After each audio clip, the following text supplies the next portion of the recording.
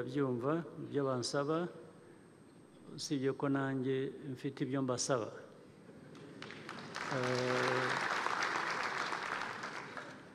hari ubwo nabikurikiranaga nyine cyatumye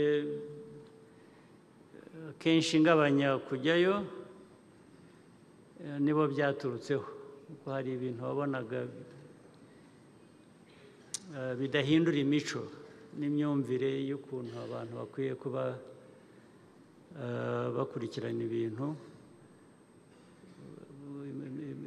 by'imikino by'amarushanwa bigenda bikajyamo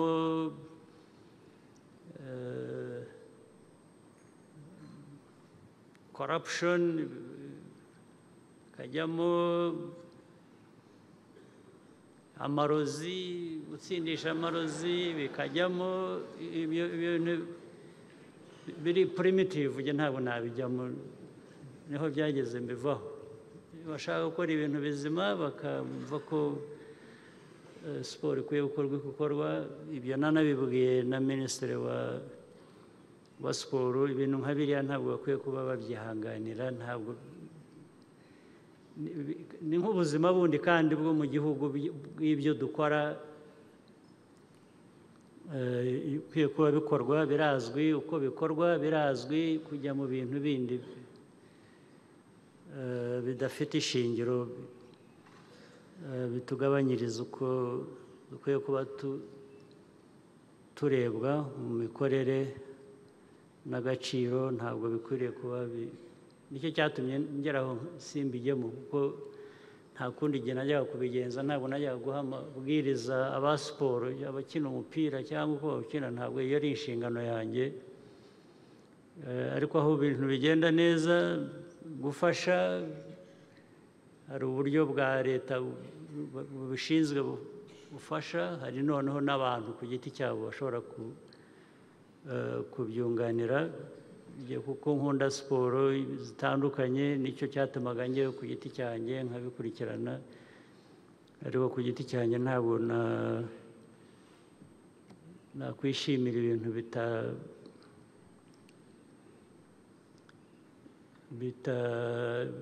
nk'ibyo ngibyo bitashyira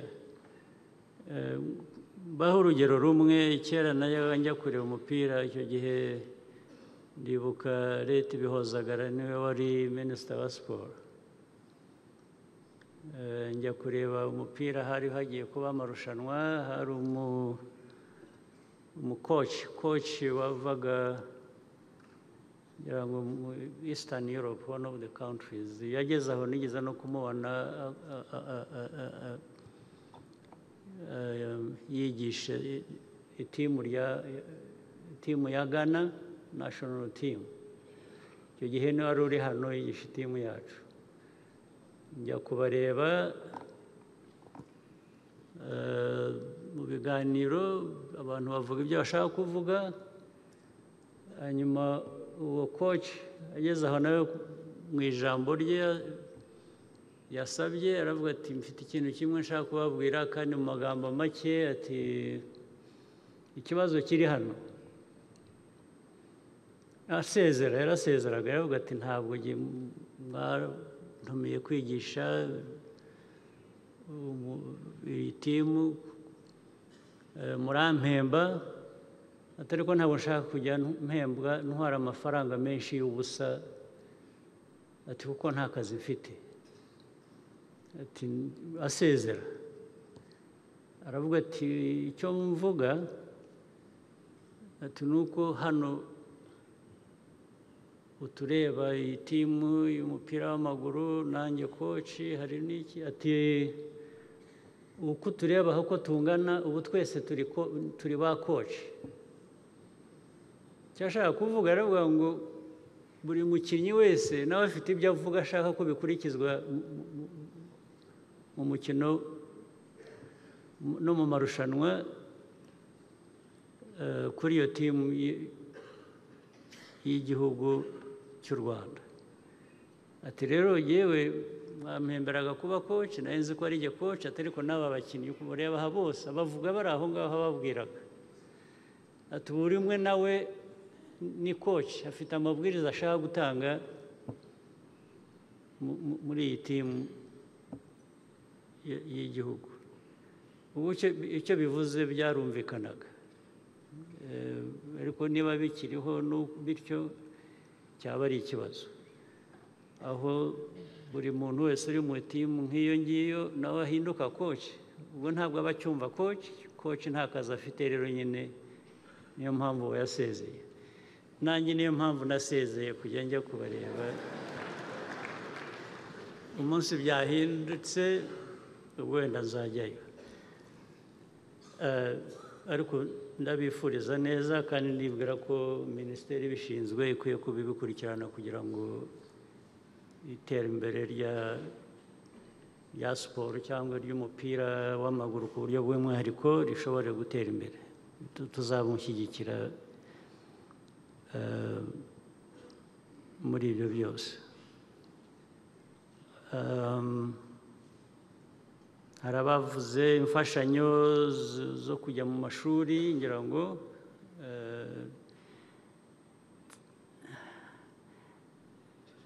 usibye ko imvugo numvise atari nziza, kuko abo bose bariyo barafashwa. Leta ishyiramo amafaranga, iyo kurebaga no mu national budget amafaranga menshi ajya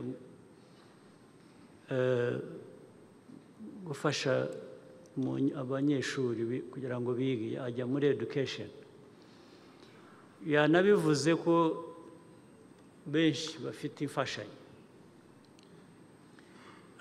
yongereyeho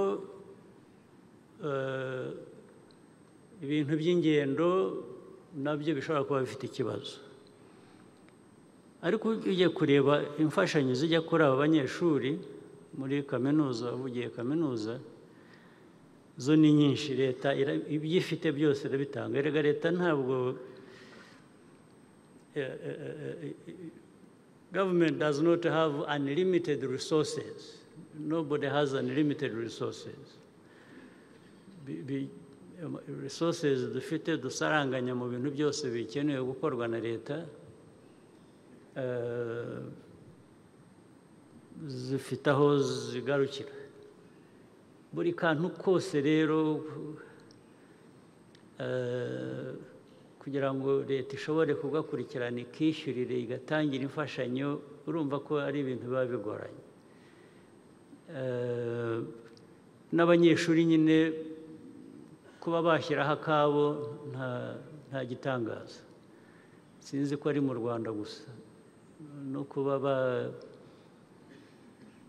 ariko wabivugaga we sinzi niba ubuzimazi bwo mu gihugu hano cyangwa bwo mu bindi bihugu ubwo ari bwo.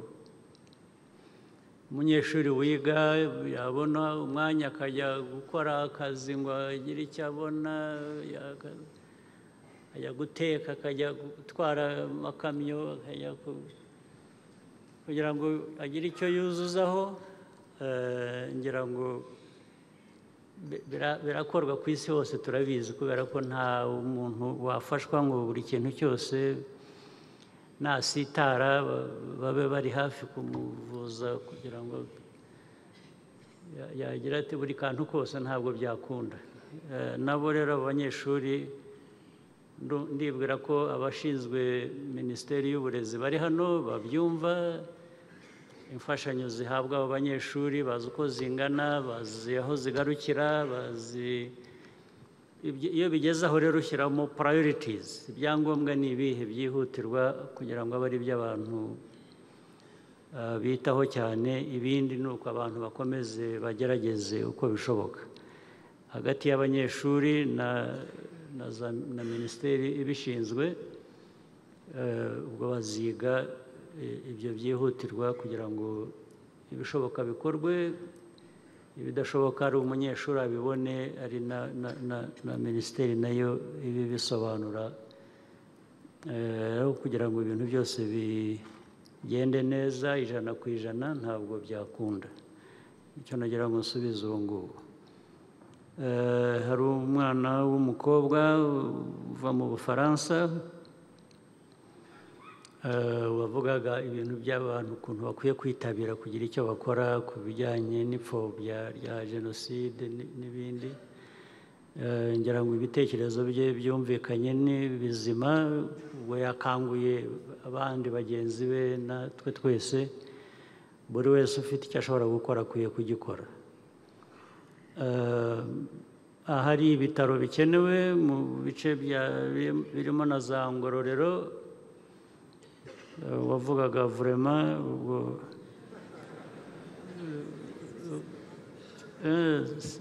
n'ibindi vraiment nyine ibyo ngibyo bikwiye gukurikiranwa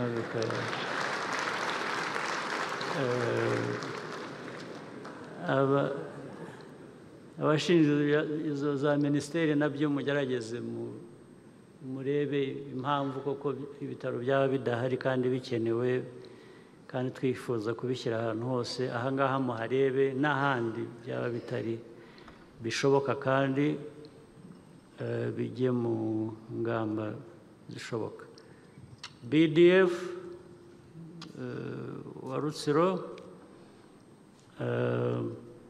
BDF ubwo nabyo abazishinzwe, minisiteri ibishinzwe bikurikirane irebe ukuntu ibyakosorwa byakosorwa cyangwa ibyakorwa bitakorwaga kwihutishwa nabyo.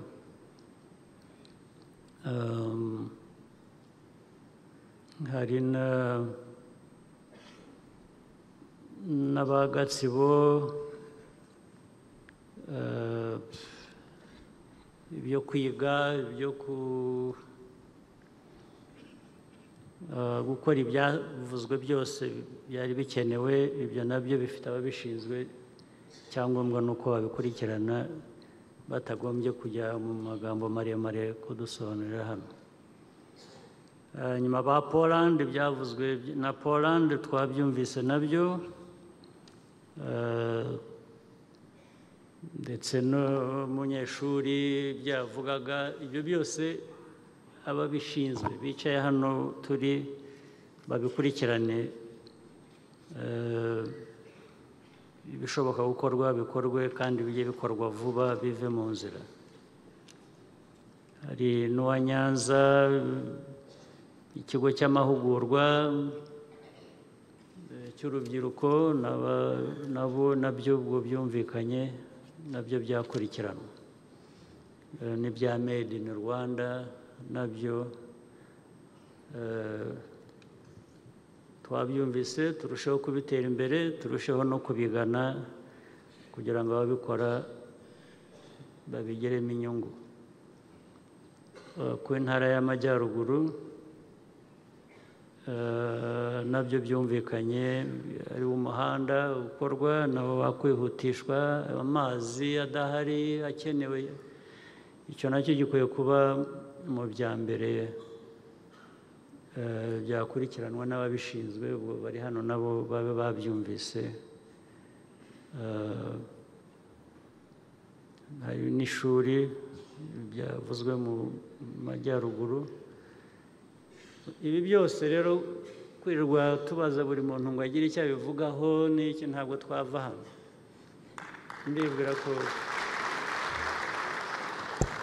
Ndibwira ko byumvikanye, n'ababishinzwe bose bari hano.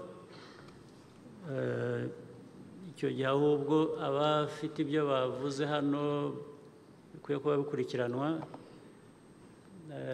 Nyuma y'igihe gito niba bidakurikiranwe, babona nta ntambwe iterwa cyangwa nta bisobanuro bitangwa, icyo bazakora ni ukubitumenyesha, bakavuga ngo bya bindi twavuze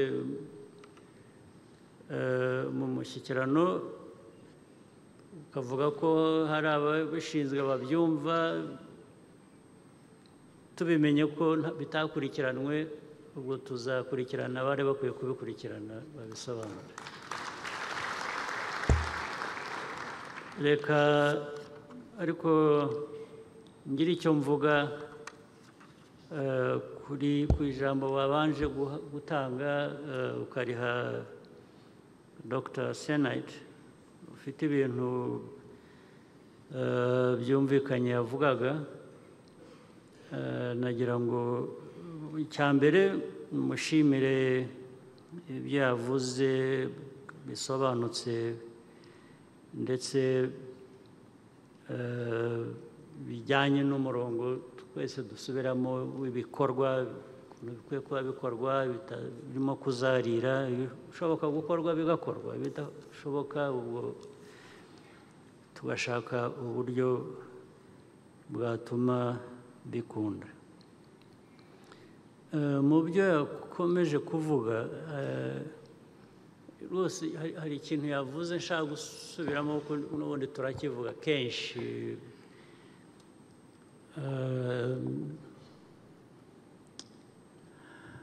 mu mikorere ariko bimwe ndaza kubivuga mu gusoza ariko mvuga akantu kamwe gusa ibindi ndaza kubisubiramo hanyuma usibye kumushimira no kumushimira ko ntabwo yavuze ijambo gusa hano ubwo mumureba afite na byinshi afasha mu bikorwa cyane bitanga n'umusaruro cyane cyane mu bijyanye n'iby'ubuzima byinshi cyane ntabwo twakwirirwa tubisubiramo hano ariko nagira ngo mbone umwanya wo kumushimira ariko akantu yavuze kandi agomba kuba yarahuye nabyo nk'umuntu nyine ukora hano mu Rwanda abantu badafata ibyemezo badashyira ibintu mu bikorwa nagira ngo nsobanure ikintu kimwe abenshi koko njya numva babivuga babanje kuvuga fear to take decisions cyangwa to make mistakes cyangwa bigatuma ibintu bidindira ikintu cyagomba gukorwa mu kwezi kumwe kigatwara amezi 6 cyangwa umwaka icyo nashaka gusobanura ni kimwe iri jambo rya fear ndifiteho ikibazo gute aba bantu bakora ibi ngibi mu by'ukuri ntacyo batinya so it can't be fear if one wanted to see it as a fear then it is an excuse it's not fear because these people why don't you, it is also selective why don't you fear the consequence of doing nothing? See, why don't you fear that? If it is really a matter of fear, you fear to make a decision because you are fearing to make a mistake, you are fearing to fail. Yeah, but all that, if you don't make a decision about doing something, actually there is going to be bigger fear. I mean, there is going to be a bigger consequence. You should be fearing the consequence of that, of not doing anything, of not doing the right thing, of not doing different things the right way. Ariko baranabizi ibyo bavuga ngo batinya gukora iki kugira ngo hatavamo ikosa. Aba bantu benshi tuvuga ntabwo ari abantu usanga ari bo ku muhanda gusa batazi n'icyo bakora. Abo ngabo abo bavugwa nabo twirirwa turihirira amafaranga bafite za PhD bafite za doctora bafite ibintu byose. Ibyo se wiga ibyiki ndi nugaruka ukavuga ko utinya gukora ikintu kitavamo iyo ntabwo ari impamvu. Nagira ngo gisubiriremo kugira ngo mwese mwumve ibyo bintu munabyivanemo muzabivane no mu magambo yanyu muvuga nta yewe mwagiraga fear ntabwo wakora ku buryo cyangwa ntukore ku buryo abantu batakaza igihugu gitakaza. Ukwiye gutinya ko igihugu gitakaza. Ntabwo rero ni imikorere mibi gusa ni ugukora nabi bikwiye guhagarara ntibigire excuse ntibigira impamvu wagomba gukora ikintu uyu munsi ukigijeyo ngo uzagikora icyumweru gitaha cyangwa ukwezi gutaha kugira ngo ugire ute noneho ukora iki kugira ngo gutinya bibanze bigushiremo gutinya iki kwanza kuki uhitamo ibyo utinya n'ibyo ibindi ntubitinya kandi ibyo wahisemo gutinya bikaba ari byo byoroshye kurusha ingaruka zo kutagira icyo abantu bakora nicyo nashaka gusubiramo